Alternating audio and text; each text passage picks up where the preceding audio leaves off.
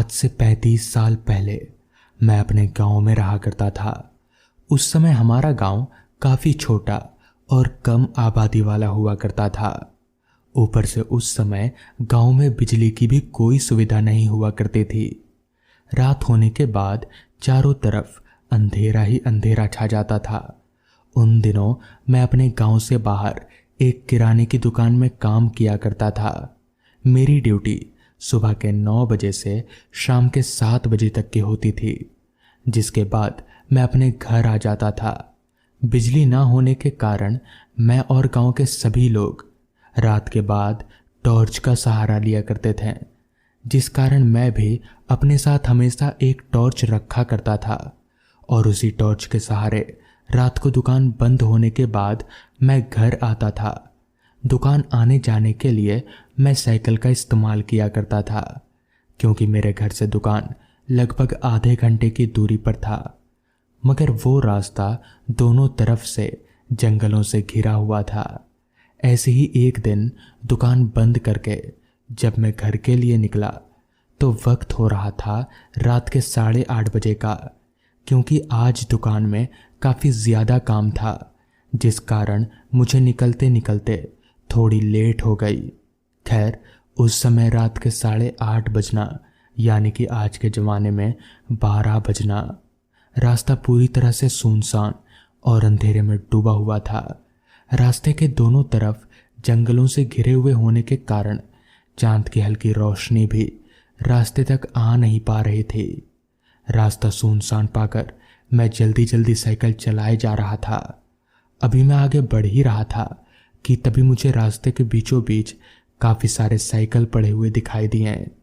इतने सारे साइकिलों को रास्ते के बीचों बीच गिरा देख मैं एकदम से छूट गया कि आखिर इतनी सारी साइकिल रास्ते के बीचों बीच क्या कर रहे हैं और इतनी सारी साइकिल हैं किनकी। साइकिलें रास्ते के बीचों बीच इस तरह गिरी हुई थीं कि मैं उन्हें हटाए बगैर आगे जा भी नहीं सकता था, जिस कारण मैं अपनी साइकिल से उतरा और गिरे हुए साइकिलों की तरफ आगे बढ़ने लगा।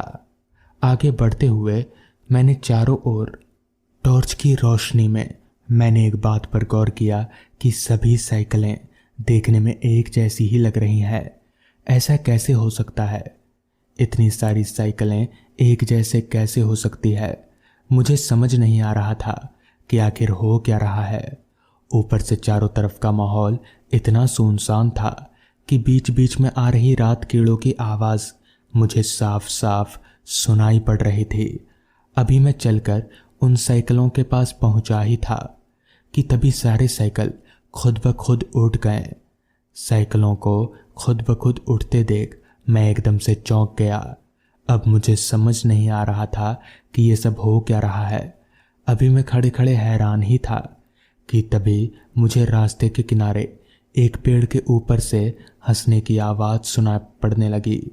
उस आवाज़ को सुनकर मैं जैसे ही पेड़ के ऊपर देखा तो मेरा पूरा शरीर ज़ोर ज़ोर से कांपने लगा और मेरे हाथ पैर फूलने लगे, क्योंकि पेड़ के ऊपर एक आदमी उल्टा लटका हुआ था और वही आदमी मुझे देखकर हंसे जा रहा था। उस आदमी का पूरा चेहरा पूरी तरह से सड़ा हुआ था।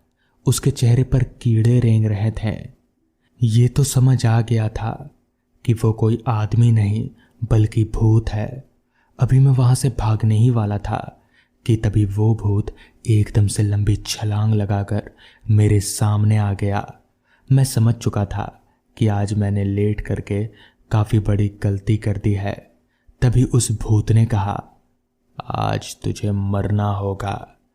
और इतना बोलकर भूत ने मुझे पकड़ लिया। उस भूत के नाखून इतने बड़े बड़े थे मानो वो मेरे शरीर के आर पार हो जाएं। भूत ने मुझे पकड़कर अपने नाखून से मेरा गला काटना चाहा कि तभी मैंने ज़ोर ज़ोर से चीखना शुरू कर दिया। शायद मेरी मौत उसके हाथों नहीं लिखी हुई थी, जिस कारण मेरे चीखने की आवाज़ सुनकर एक ओझा बाबा जंगल से निकल गए और उसके ऊपर कुछ छिड़कने लगे, जिससे वो मुझे छोड़कर एकदम से गायब हो गया। जिसके बाद उस ओझा बाबा से पूछने पर पता चला कि आज से कुछ साल पहले ये आदमी रात के वक्त साइकिल लेकर कहीं जा रहा था कि तभी किसी जंगली जानवर ने निकलकर उस पर हमला कर दिया और इस वजह से उस आदमी की मौत हो गई। उस आदमी की मौत के बाद उसकी आत्मा इसी रास्ते पर भटकती है और मौका पाकर किसी को भी यहाँ मार डालती है।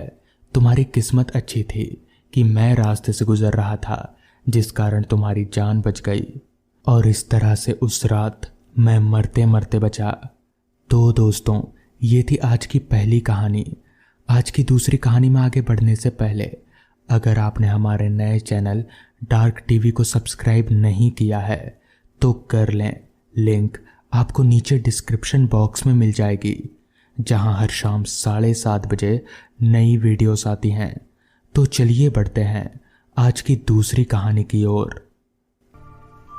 बात काफी पुरानी है। लगभग 38 साल पहले मेरे दादाजी अपने घर परिवार से दूर लखनपुर गांव में एक बड़े जमींदार साहब के यहाँ रसोइये का काम किया करते थे। मतलब ये कि जमींदार साहब के घर में जब भी जितना भी खाना बनता था वो दादाजी ही बनाते थे। मगर एक दिन कुछ ऐसा हुआ जिसके चलते दादाजी को अपनी नौकरी से हाथ धोना पड़ा। हुआ कुछ ऐसा कि जमींदार साहब के घर में चोरी हो गई। चूंकि दादाजी वहां इकलौते नौकर थे, इसलिए सभी का शक उन्हीं पर गया, जिस वजह से जमींदार साहब ने उन्हें काम और घर दोनों से ही बेदखल कर दिया। बेघर हो चुके दादाजी अपने गांव जाने वाली सीधी सड़क पकड़ी और उसी पर आगे बढ़ने लगे। शाम का वक्त था और अंधेरा भी करीब करीब होने ही वाला था। निराश होकर दादाजी चल तो रहे थे, मगर उन्हें ये मालूम था कि ऐसे चलकर वो अपने गांव नहीं पहुंच सकते, क्योंकि 45 किलोमीटर पैदल चलना मुमकिन नहीं है। ऊपर से गर्मी का मौसम होने की वजह से थोड़ी दूर चलते ही दादाजी पसीने से तर हो जाते। दादाजी अभी चल ही रहे थे कि तभी उन्हें कुछ ही दूरी पर एक छोटा सा तालाब दिखा। उन्होंने सोचा क्यों ना हाथ मुंह धोकर यहाँ थोड़ा आराम करने के बाद चला जाए। यही सोचकर दादाजी उस तालाब की ओर जाने लगे। चलकर दादाजी उस तालाब के पास पहुंचे और हाथ मुंह धोकर तालाब से थोड़ा दूर जमीन पर घास में लेट गए। थककर चूर हो चुके दादाजी थोड़ा आराम मिलते ही नींद के आगोश में चले गए। पता नहीं कितनी देर बाद, मगर जब उनकी आंख खुलने को हुई तब उन्हें ऐसा महसूस हो रहा था जैसे कोई उनके अगल बगल घूम रहा हो। दादाजी ने आंख खोलकर देखा तो सामने का नजारा देखकर वो एकदम से सहम गए, क्योंकि ठीक उनके सर के पास एक बूढ़ा आदमी हाथ में लाठी लिए खड़ा था। दादाजी हड़बड़ाते हुए उठकर बैठ गए। तभी उस बुजुर्ग आदमी ने अपनी दबी सी खरखराती आवाज में कहा, कहाँ रहते हो? दादाजी बोले, जी मैं यहाँ काम ढूंढ रहा था, आपके पास कोई काम है? इस पर बुजुर्ग बोला, घर की देखरेख कर लोगे? इस पर दादाजी ने अपना सिर हाँ में हिलाकर इशारा किया। दादाजी से हाँ का इशारा पाकर उस बुजुर्ग आदमी ने कहा, चलो मेरे साथ। फिर वो दोनों चलने लगे। बुजुर्ग आदमी आगे आगे और दादाजी उसके पीछे पीछे घने जंगलों से होकर आगे बढ़े जा रहे थे। शाम की हल्की रोशनी भी अब रात के काले अंधेरे में तब्दील हो चुकी थी। उस बुजुर्ग आदमी के पीछे पीछे चलते चलते दादाजी ने मन ही मन सोचा, इस जंगल में कहाँ है इसका घर?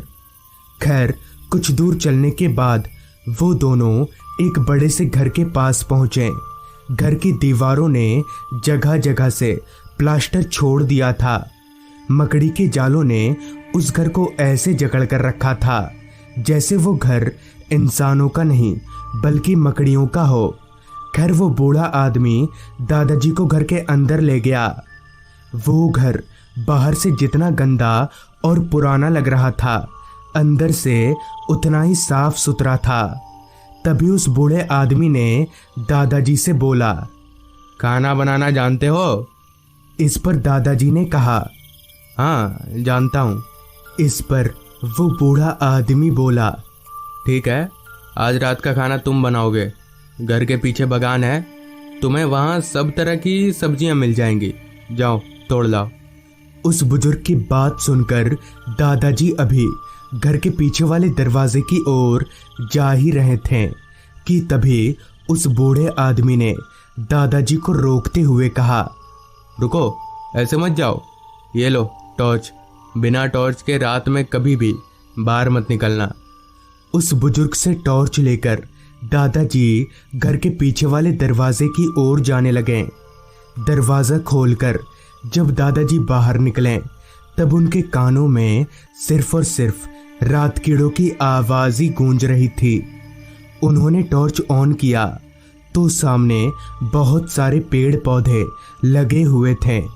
वहाँ बहुत सारे आम के पेड़ भी थे और सब्जियाँ तो इतनी थी कि 10-12 लोग भी साल भर आराम से खा लेंगे। शायद बागान घर से भी ज़्यादा बड़ा था। खैर, दादाजी सब्जियां तोड़ने लगे। अभी वो सब्जियों को इकट्ठा कर ही रहे थे कि तभी रात कीड़ों की आवाज़ के साथ ही साथ दादाजी को एक और आवाज़ सुनाई पड़ी। वो आवाज़ पायल छमछमाने की थी। दादाजी झट से उस ओर मुड़े जिधर से वो आवाज़ आई थी। तब उन्होंने देखा कि उनसे कुछ ही दूरी पर एक औरत खड़ी है। वो औरत भी दादाजी की तरह ही सब्जियां तोड़ रही थी।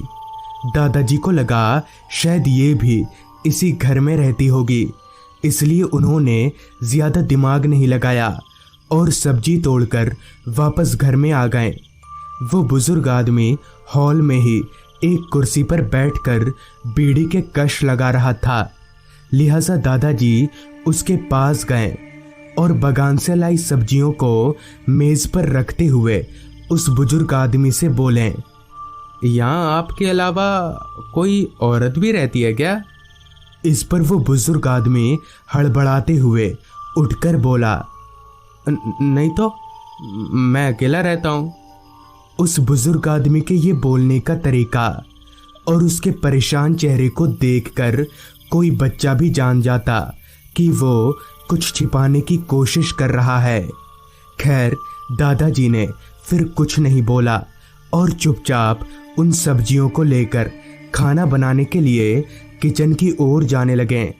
दादाजी को ये अभी भी समझ नहीं आया था कि आखिर वो औरत थी कौन और वो बागान के अंदर आई तो आई कैसे। खैर, कुछ ही देर में खाना बनकर तैयार हो गया। दादाजी ने खाना परोसा और वो दोनों एक साथ में ही खाना खाने बैठ गए। खाना खाते वक्त दादाजी ने हिचकिचाकर ही सही मगर उस आदमी से पूछ ही लिया, अच्छा, आपका ये घर इतने घने जंगल में? इस पर उस बुजुर्ग आदमी ने हंसते हुए जवाब दिया, ये घर अभी से नहीं, कई सालों से यहाँ पर है। मेरे दादा परदादा रहा करते थे। अब इतने बड़े घर को ऐसे तो छोड़ नहीं सकता, इसलिए यहीं रहता हूँ। बूढ़े की सारी बात सुनकर दादाजी ने कहा, आपके बाल बच्चे नहीं हैं?